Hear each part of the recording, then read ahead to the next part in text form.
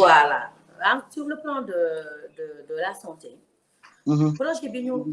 bëgg indi muy un projet boo xam ni gannaaw ba ñu nar a initier benn concept boo xam ni dañ ko tuddee le CCC concept boobu mooy le conseil consultatif communal conseil municipal am na mooy dogal mooy doxal waaye nag dañoo bëgg créer un conseil consultatif boo xam ne dañuy aider maire bi ci li mu war a demee ci li mu war a liggéey conseil consultatif boobu quartier bu nekk dana ci am ñu ko ci représenté quartier bu nekk dana yabal ay personnes ressources am mën na nekk les bàjjanu gox mën na nekk les présidents de conseil de quartier mën na nekk le délégué de quartier mën na nekk les associations de femmes ñi nga xam ne daal quelque part ci commune yi ñoom bu ñu amee lu ñuy wax ñoom ñooy taxaw di dogal conseil de quartier conseil de consultatif boobu dafay ànd ak maire bi à titre consultatif bien sûr di ko gunge ci lépp lu muy def loolu gis nañ ne bu amee dana représenter une vitrine entre la mairie et les populations dana permettre pour dans un sens information di jàll mais dans un autre sens aussi proposition yi di ñëw parce que ci biir askan wi lay jóge di dellu si waat ci mairie bi ñi ko proposé ñëpp ànd nañ ci ñenn ñi ko waxoon sax parce que ci ñoom lañ ko jëlee bañ leen ko présenté ci niñ ko gisee ils ont salué maintenant pour ñëw nag ci le volet santé dañoo fas yéene avec ce conseil consultatif mais surtout avec le CDS du centre Nabi Choucair créer ay unités décentralisées unité décentralisée yi mooy une unité de chimiothérapie ñu waxtaan ci ay kàngam yi nga xam ne ñoo yore di faj feebar boobu ci réew mi benn bi nekk l'Institut du cancer laaj leen ndax mën na nekk ñu am une unité de traitement à la chimiothérapie parce que man dama ciy liggéey moo tax xam naa ni def nañ ko Thiès di ko waaj a def Touba kon Patte d'Oie war na ko mën a am mais ils étaient preneurs donc li tax koy wax mooy maladie yi nga xamante ne maladie yi nga xam ne dafa chronique ce qu'on appelle maladie chronique nekk nañu ay maladies yoo xam ne parfois prise en charge bi dafa metti parce que ñëpp ko am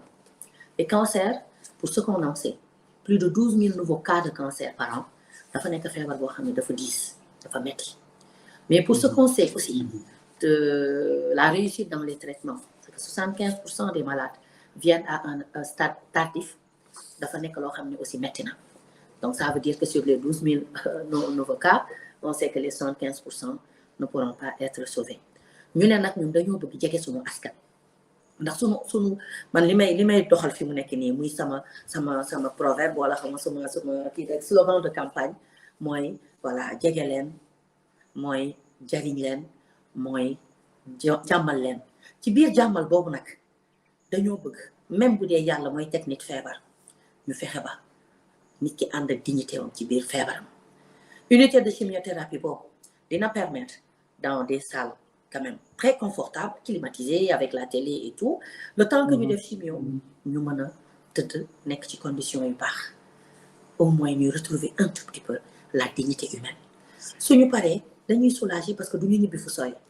j'en sais quelque chose parce que am naa association boo xam ne solidarité entre nous mooy liggéey ak LISCA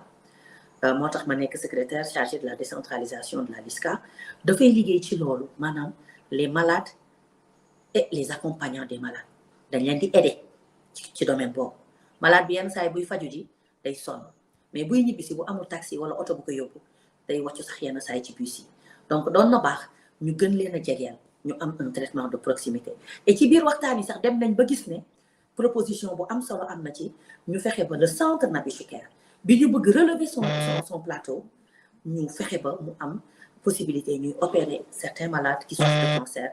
dans le bloc opératoire de Nabi Choucair moo gën ñuy xaar ay rendez-vous sur 3 mois wala sur 6 mois la même chose nous allons l'initier aussi dans le domaine de l'insuffisance cardiaque de l'insuffisance rénale parce que xam ngeen ni voilà les hémodialyses a été subventionné en partie mais yenn saa yi nit di xaar rendez-vous ba yàlla fekk ko fa kon dafay am solo ñu humaniser aussi lu mel noonu une unité d'hémodialyse qui va permettre aux malades balaa ñuy sonn di dem ba fale wala di fa fanaan yenn saa yi am na ñoo xam ne léegi dañuy fanaan sinon mooy loolu ñu may leen ñu traiter leen de manière digne et avec amour proximité pour que ñu mën a seen xel mën a dal parce que nag l'humain dans ce que nous allons faire va prédominer ci lépp loo xamante ne ni dinañ ci taxaw donc bu weesoo loolu yokk plateau bi mais on va installer des centres de santé des postes de santé